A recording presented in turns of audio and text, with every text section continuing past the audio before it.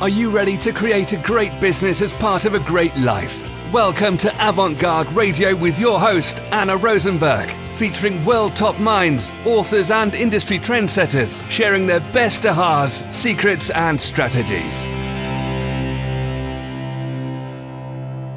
Welcome to the show. I'm your host, Anna Rosenberg, and today we'll talk about public speaking confidence with our guest, Alejandra Crisafulli. Alejandra helps ambitious entrepreneurs who are overwhelmed and stuck in their lives and businesses. Having tried many forms of growth before, with little to no results, they use her trademarked 180 shift method to break the self-imposed glass ceiling holding them back to reach the highest level of success. Public speaking confidence is certainly a place where entrepreneurs can feel stuck or overwhelmed, while they still recognize that it is a powerful way to reach more people with their message. So we welcome Alejandra to the show to share her insights. Thank you. Why don't we start a conversation talking about the kind of people you help? Yeah, it really is the ambitious entrepreneurs who either two things. One, they've never thought of using public speaking as a way to really market their business and need to learn how to start up into that avenue of marketing. Or it's for, the seasoned speaker who really needs to hone in on their skill set and be able to create more of an engagement or connection with an audience. And in both of those, whether you're new, fresh to the speaking, or you're a seasoned speaker, I find that no matter what, it is more about creating an authentic connection with your audience and to be able to, as you know, Anna, overcome the fear to do that. That goes exactly to the heart of our interview today. What is confidence to you and for you? Confidence for me is about really owning oneself. And what I mean by owning oneself or owning who you are, it's all about being able to stand your ground no matter what, so that even the hardships, the dark, ugly truths that we face in our lives that we would normally want to hide from others, that we're able to take ownership of that and stand true in it. It won't sway us no matter what. Confidence really feels like that. It's almost like you're rooted to the ground, and no matter what comes your way, that you're able to still be authentic to who you are and what you stand for, and to speak with that clarity. And I often say that, confidence isn't about proving yourself. It's about improving yourself. And that comes back to always turning the mirror around to look within yourself, because that's where all the answers are, is within ourselves, right? It's inside, not outside. And part of what I do in working with these ambitious entrepreneurs, either in their business or in their speaking careers, is really utilizing this shift method. Because in the shift method, we actually start with the self-awareness. And that self-awareness is such a critical part to confidence and overcoming your fear. If you don't have the awareness, then you're not able to do anything else. You got to have the awareness part first. Then the rest can start to unfold. And that's where confidence is coming from, because you're in that place of improving yourself rather than having to, force someone to like you or project that you've got it all together. I loved what you said about not having to prove yourself, but it's about improving and not proving. I guess that proving part can be a problem. Yeah, I think that it comes down to the core that we all want to be liked. And if we don't feel liked or accepted, we kind of chase down this path of oh, I'm going to force somebody to like me, and what can I do to get them to like me, rather than focusing in on yourself and the people that do like you. I often look at it as you have your people and you have not your people. And you want to focus on your people, your tribe. Those are the people who are going to want to follow you and be with you and buy what you have to offer and hear what you have to say. That's also beautiful because it's not a question of trying to drag people who don't want to be dragged. Yeah, exactly. What do you see as the biggest misconceptions about public speaking confidence? That you have to have it all together in order to speak publicly. And by all together, I mean you as an individual, but also having your presentation down to the T so that it's just absolutely perfect. Um, a lot of public speaking courses out there teach to not say the ums and the so's and the ands, which, yes, is important, but it's not the end all be all. It's more about how do you authentically connect with an audience, because that's what's truly going to call someone into action with you. And I think that, speakers kind of put themselves into a tizzy of having to get it all perfectly done and organized in a way that it's delivered in this specific structure. And I'm not downplaying that. Yes, that's important. But the more important piece is, how are you going to connect with the people in your audience?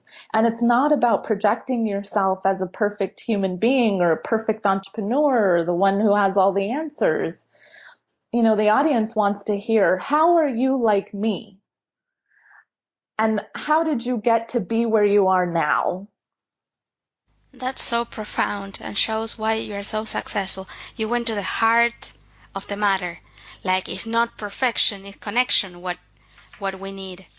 Yeah, that's a great way to say that too. It's not perfection, it's connection. Oh no, we have our own little saying. Uh-huh. What are the little known pitfalls we should be aware of and avoid when building public speaking confidence? Pitfalls we should avoid. Over practicing. It's important to practice and know what it is you're going to be speaking on, and the topic and the title and the flow. But when you come from a place of over practicing it, you end up taking out that authentic part. It becomes very rehearsed.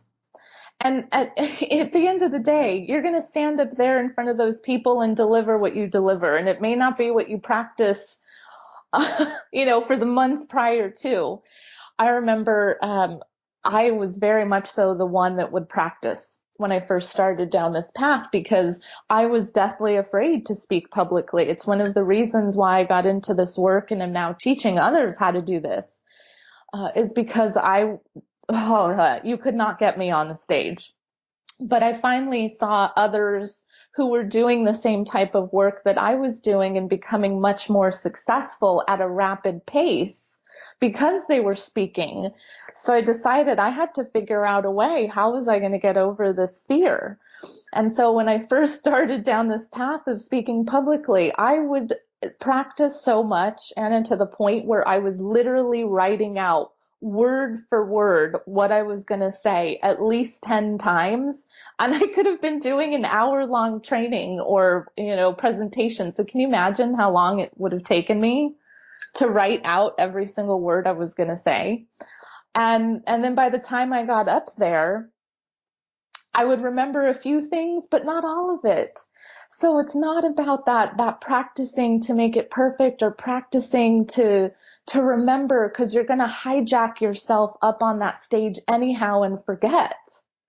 I really had to learn, how do you it comes back to this confidence piece we're talking about, and how do you just feel good about you so that you can keep connecting and engaging with the audience and your content. Thank you for sharing that process you went through, because we tend to have the feeling that other people are perfect, right? Yeah. And it's actually, I usually ask the morning after question. And the morning after question is this: the moment you realize, gosh, because there was a moment when it just sunk in. You said, gosh, right? Others are speaking and that's how they are growing, and I should be doing that. What was exactly what you did first? How did you get moving into that direction?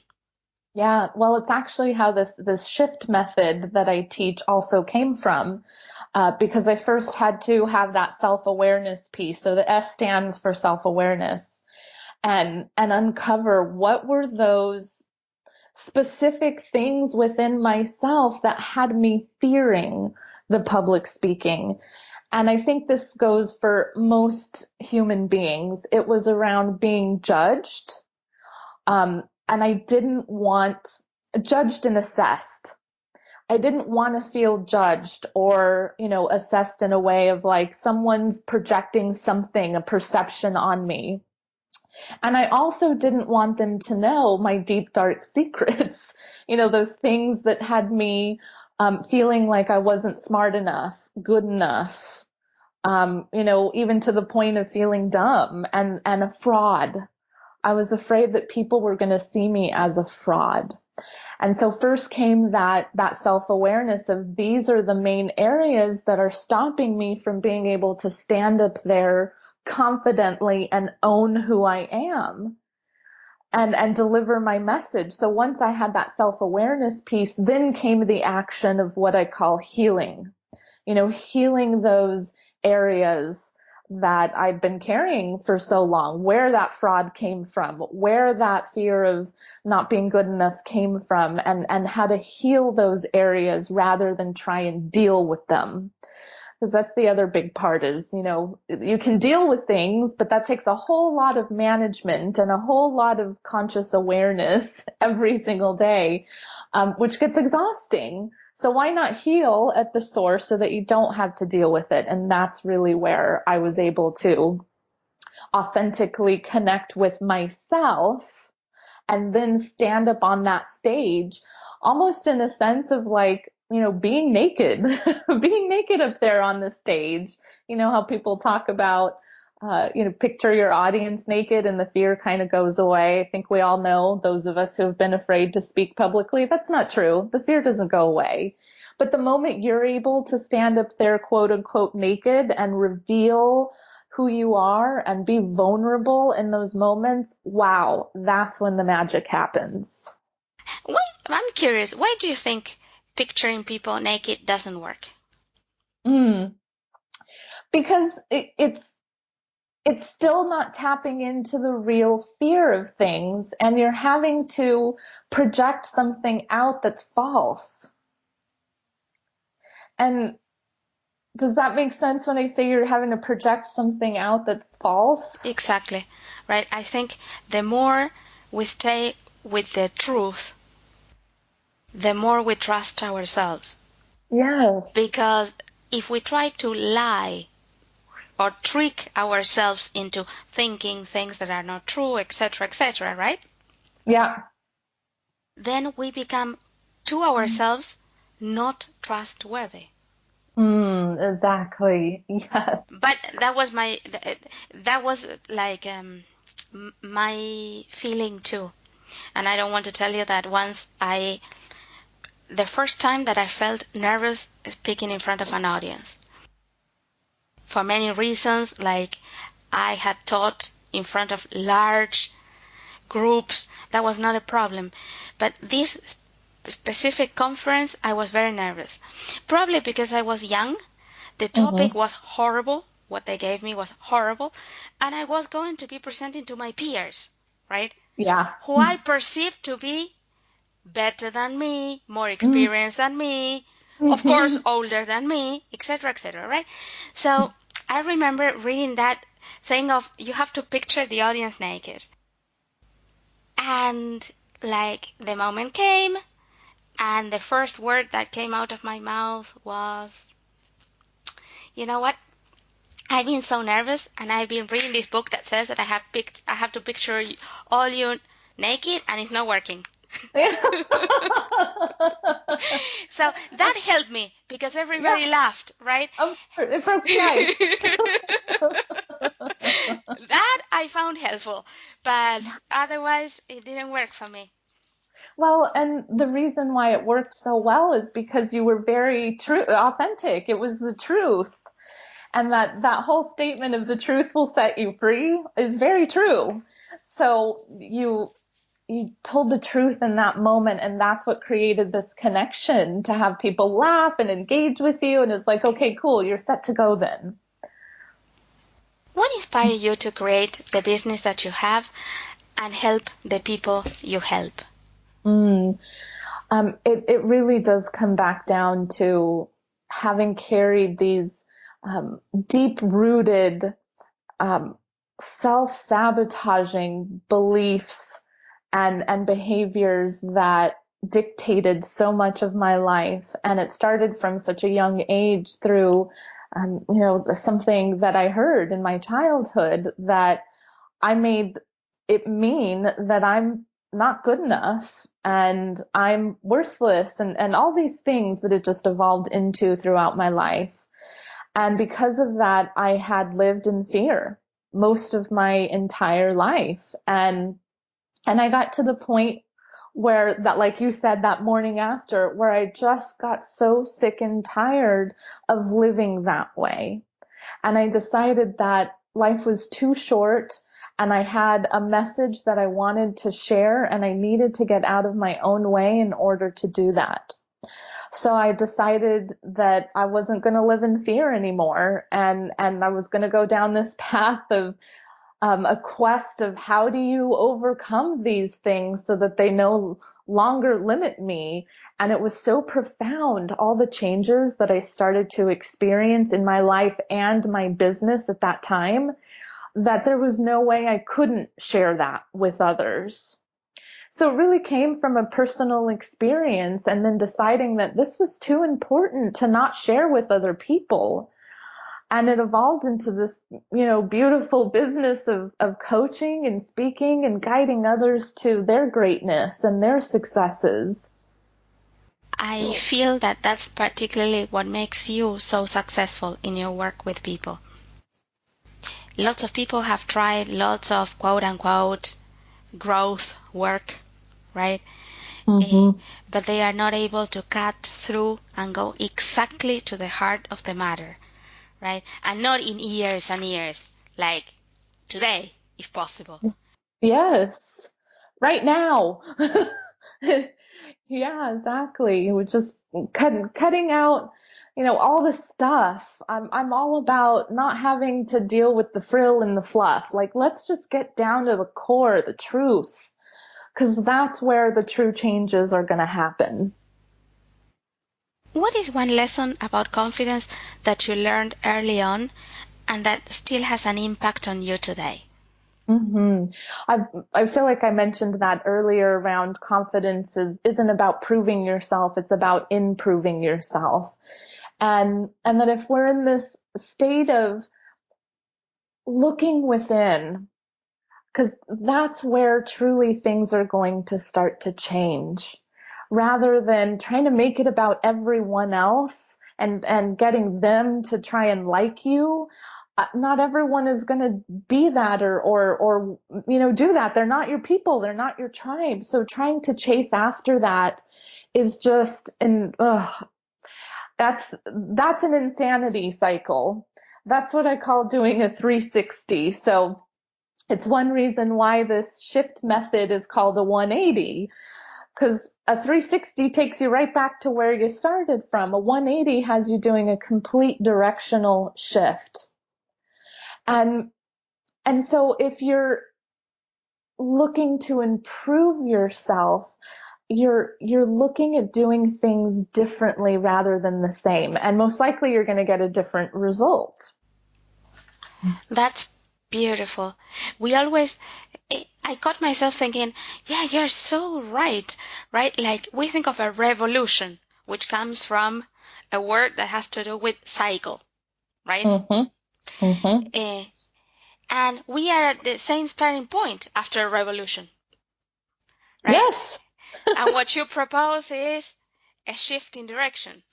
Yeah, exactly. That's exactly it. Yes. Okay, now comes the difficult question. Are you ready? Okay, I'm ready. What is your number one tip to build public speaking confidence or Mm, to deal with fear? mm. They both come from the same place, although one is a little more easeful than the other. But the number one tip I have is to tell your story or storytelling. And there's many types of different storytellings. The one I'm going to specifically hone in on is your personal story, or what I call your signature story. Through sharing your signature story, it absolutely creates that connection that we're talking about. Earlier when I was saying that the audience can see themselves within you, that they can say, wow, you get me because you've been through what I've been through. And maybe not exactly the same thing, but it's very similar. And they feel that emotional connection to what you're sharing. So telling your personal story, oh, wow. I mean, what happens in those moments is pretty magical to be able to do that. Now, the hard part about it is it's not just all the wonderful stories that have happened to you that you want to be telling. It's more of what I call the ugly truths or the hardships that we want to be telling. And there's a very good strategic reason as to why. But think about the entertainment industry for a moment here, especially the reality shows that we see, the talent reality shows. You know, the America's Got Talents or the So You Think You Can Dance, like all those kinds of shows. Each time they're introducing a new participant or candidate, they're sharing a hardship story. Now, why do you think the entertainment industry does this? They're really smart about it because they know that they've got such a short time to really create that engagement, to connect with the audience so they're hooked into wanting to watch the show and rooting for that person. So they have that person tell that hardship story. So it's that same kind of concept that you have to be vulnerable and open enough to tell those hardship type stories.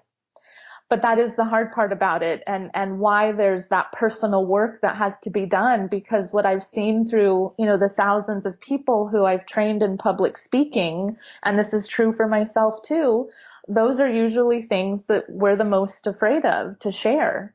And to be able to get enough healing so that you're able to share that story and, not break down in the moment of being able to share it. But I also want to share with you a structure to this signature story. So there's really 4 parts to the structure. There's your starting point, your turning point, your discovery, and your transformation. So through those 4 points, you take your audience through the journey of telling your story with you. And it's, again, magical what happens. So let's go over the 4 parts again. Starting point, right? Yep. Turning point. Turning point. Mm-hmm. Discovery. Mm-hmm. And the last one is? Transformation. Transformation. So where I started, the before, starting point. Transformation, yes. The last one, the after. Yes, where you are now. This is a very useful structure because I can really see how this includes everything that is necessary and nothing that is not. Yes, exactly. And I often get the question from people about the transformation part. What if I'm not transformed, or what if I'm not where I want to be? How can I share a transformation then? And, it's not about getting to that perfect place. Like you've got it all together and you're making, 7 figures and you've doubled your income and you have this fabulous, wonderful life. That's not necessarily the transformation to share. I mean, yes, if you've had those experiences, go for it. But oftentimes the transformation is literally this moment. Where I am now is I'm actually speaking about it, and I'm in the process of speaking more and more, or I'm in the process of transforming myself more and more. And each day brings a new layer, a new level of enlightenment or awareness that I get to share with my audience. That's my transformation. So it could be simply what you're going through right now is the transformational part. What exactly should we include in the discovery part? What are those deep insights or awarenesses that you discovered through that shift from where you started to where you are now?